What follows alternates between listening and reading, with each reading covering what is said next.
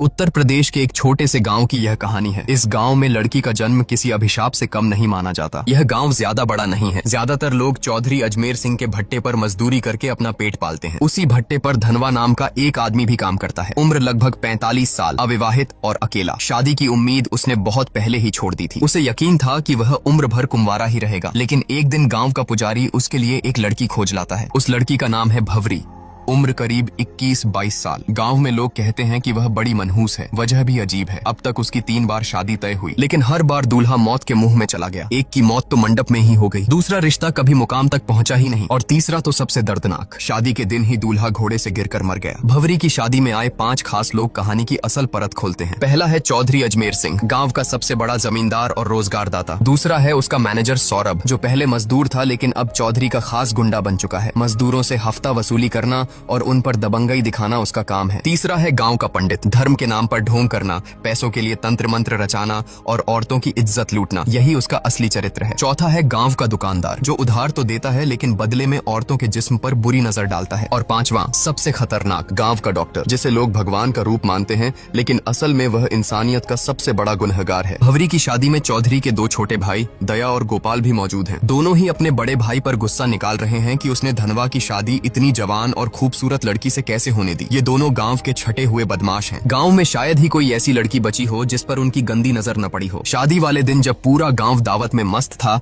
उसी रात चौधरी के दोनों भाई ने वह किया जिसकी किसी ने कल्पना भी नहीं की थी। वह गांव की एक मानसिक रूप से विक्षिप्त लड़की बसंती को बहला फुसलाकर जंगल में ले गए और दरिंदगी की सारी हदें पार कर दी। उसके बाद इस डर से कि कहीं वह किसी को सच न बता दे, उसे बेरहमी से मार डाला और लाश नदी में फेंक दी। उन्हें लगा कि यह मामला भी वैसे ही दब जाएगा जैसे पहले दबते आए हैं, लेकिन इस बार बात केवल कुकर्म तक सीमित नहीं थी, ये हत्या भी थी। गांव के लोग सन्न थे और पुलिस इंस्पेक्टर की चौधरी से पुरानी दुश्मनी भी सब जानते थे। अगले ही दिन जब चौधरी अपने भाइयों को पश्चाताप कराने मंदिर ले गया, तभी इंस्पेक्टर ने वहां धावा बोल दिया। पूरे गाँव के सामने उसने चौधरी के भाइयों को पकड़ लिया और जब चौधरी बीच बचाव करने आया तो इंस्पेक्टर ने गुस्से में उसके गाल पर ऐसा थप्पड़ जड़ा कि पूरा मंदिर गूंज उठा। इंस्पेक्टर ने गरजते हुए कहा, औकात है तो करा लेना अपने भाइयों की जमानत, लेकिन इस बार कानून की पकड़ से कोई नहीं बचेगा। भले ही उसके पास सीधे सबूत न थे, मगर उसे यकीन था कि डीएनए टेस्ट सच को उजागर कर देगा। थाने पहुंचने पर दोनों भाइयों की ऐसी खातिरदारी की गई कि आखिरकार उन्होंने सब कुछ कबूल कर लिया। चौधरी ने शहर के वकील से सलाह ली, लेकिन वकील ने साफ कह दिया कि मामला बहुत पेचीदा है, जमानत मुश्किल ही नहीं नामुमकिन है।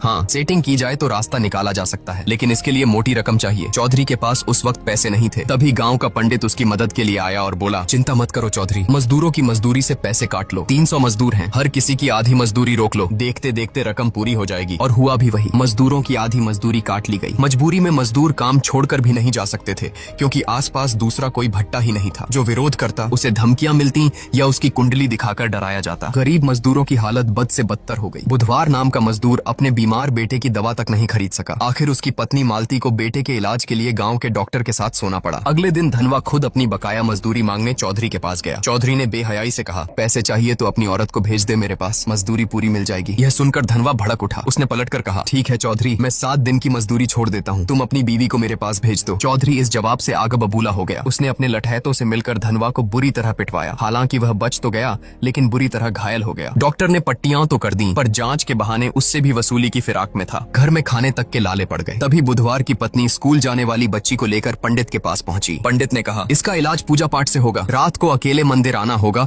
और वह भी सिर्फ एक वस्त्र में। जब उसने यह बात अपने पति को बताई तो उसने गुस्से में कहा, अगर पूजा से बीमारी ठीक होती तो दुनिया में डॉक्टरों की जरूरत ही न पड़ती। पंडित के मन में क्या गंदगी पल रही है, मैं सब समझता हूँ, इस ढकोसले में मत पड़ना, बच्चा अपने आप ठीक हो जाएगा। उस रात पुजारी देर तक मंदिर में इंतजार करता रहा। गाँव के लाला ने यह देखकर पंडित का मजाक उड़ाया। पंडित तिलमिला उठा। यह सुनकर डॉक्टर ने ठंडी सांस भरते हुए कहा, चिंता मत करो, अब देखना मैं क्या करता हूँ। अगले दिन डॉक्टर ने चौधरी की मदद से पंचायत बुलाई। पूरे गांव के सामने उसने हाथ में एक मेडिकल रिपोर्ट लहराई और बोला, गांव में महामारी फैलने वाली है और इस बीमारी का कारण है धनवा। लोग सन्न रह गए। बीमारी का नाम किसी ने सुना नहीं था, लेकिन रिपोर्ट देखकर सभी डर गए। गांव अनपढ़ और अंधविश्वासी था, इसलिए डॉक्टर और चौधरी का झूठ आसानी से सच मान लिया गया। भीड़ में खुसुर पुसुर होने लगी। नतीजा यही निकला कि धनवा को गाँव से बाहर निकाल दिया गया। बेचारा धनवा गाँव के बाहर एक टूटी फूटी झोपड़ी बनाकर रहने लगा। लगा। उसने भवरी को भी खुद से दूर कर दिया ताकि उसे भी ये बीमारी न लग जाए। भवरी अकेली पड़ गई। गाँव में अब उसके लिए जीना और भी मुश्किल हो गया। काम की तलाश में उसने चौधरी के भट्टे का रुख किया, लेकिन वहाँ उसकी जिंदगी नरक से भी बदतर थी। मजदूरों और लठैतों की नजरें उसके जिस्म पर गिद्ध की तरह टिकी रहती। इसी दौरान मुंबई से एक जवान लड़का गाँव आया। वह मजदूरों की हालत पर डॉक्यूमेंट्री बना रहा था। उसकी देखभाल का जिम्मा भवरी को दिया गया। खाना पकाना, सफाई करना। शूटिंग पूरी होने के दिन मूसलाधार बारिश हो रही थी। लड़के को छोड़ने जाते वक्त रास्ते में दोनों भीग गए और अंधेरे में एक दूसरे से लिपट गए। भवरी को लगा कि यह पल किसी ने नहीं देखा,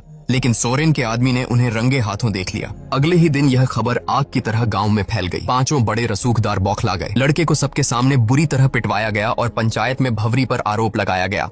तमाशा देखने वालों में धनवा भी शामिल था। वह भवरी पर टूट पड़ा और बोला, तूने मुझे धोखा दिया है, अब हमारा कोई रिश्ता नहीं। अब भवरी पूरी तरह अकेली हो गई, न पति का सहारा न गांव का। दिन रात अपमान झेलने के बाद उसने वही रास्ता चुना जो गांव उसके सामने धकेल रहा था। उसने चौधरी और उसके चमचों को संदेश भेजा, अब मैं वही करूंगी जो तुम चाहते हो, लेकिन मेरी कीमत बाकी औरतों से 7 गुना होगी। पहले तो सबने इसे अनसुना किया, मगर रात गहराते ही पांचों रसूखदार बारी बारी से उसके घर पहुंच गए। बोली लगनी शुरू हुई। आखिरकार सबसे मोटी रकम लेकर एक ने भवरी का यह धंधा शुरू किया और यहीं से गांव की हवस की भूखी भीड़ टूट पड़ी। भवरी अब गांव की लानत नहीं, गांव की सबसे महंगी औरत बन चुकी थी। डॉक्टर से लेकर पुजारी तक, चौधरी से लेकर मजदूरों तक, हर कोई उसके जिस्म का सौदा करने लगा। जो औरत अपने अधिकार के लिए लड़ सकती थी, वही अब पूरे गांव की हवस का खिलौना बन गई। अब गांव में यह सब आम सी बात हो गई थी। भवरी की इज्जत बिक चुकी थी और कोई रोकने टोकने वाला नहीं था। उधर चौधरी अपने भाइयों की जमानत के लिए वकील के पीछे भाग दौड़ कर रहा था, लेकिन किस्मत को कुछ और ही मंजूर था। पैसे देने के बावजूद तभी जज का तबादला हो गया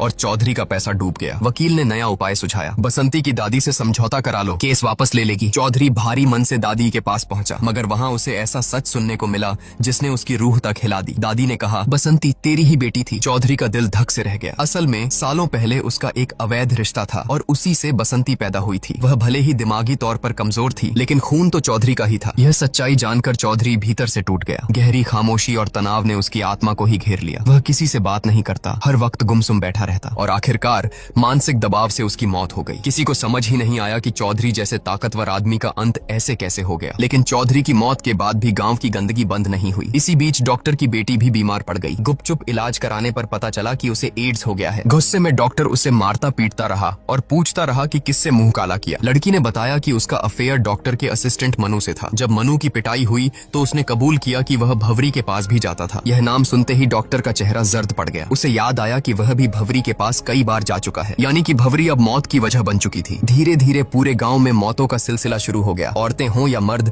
सबकी हालत बिगड़ने लगी। जब मीडिया तक यह खबर पहुंची कि गांव में महामारी फैल रही है, तब 100 से ज्यादा शवों की जांच की गई। रिपोर्ट सामने आई तो एड्स का पता चला। गांव में हाहाकार मच गया। अब लोग किसे दोष दें? सबकी उंगलियां धनवा की तरफ उठी, क्योंकि वही था जिसे सालों पहले एड्स की बीमारी हुई थी। गुस्साए गांव वाले उसे पीट पीट कर थाने ले गए, लेकिन जब उसका खून टेस्ट हुआ तो सच्चाई सबके सामने आई। धनवा को कभी बीमारी थी ही नहीं। असल में डॉक्टर ने पंचायत में झूठी रिपोर्ट दिखाई थी। असली बीमारी भवरी तक पहुंची थी उस मुंबई वाले लड़के से जो डॉक्यूमेंट्री शूट करने आया था। वहीं से यह जहर पूरे गांव में फैल गया। अब गांव वालों का गुस्सा फट पड़ा। सच्चाई जानकर उन्होंने डॉक्टर, लाला, पंडित और सोरेन को घेर लिया। पुलिस ने भी आंखें मूंद लीं और उस दिन पूरा गांव भेड़ियों की तरह उन पर टूट पड़ा। उन्हें इतना मारा गया कि वहीं तड़प तड़प कर उनकी मौत हो गई। उधर धनवा को जब यह पता चला कि भवरी भी उसी बीमारी की चपेट में है, तो वह उसे आखिरी बार देखने गया, लेकिन तब तक भवरी की मौत हो चुकी थी। धनवा ने भारी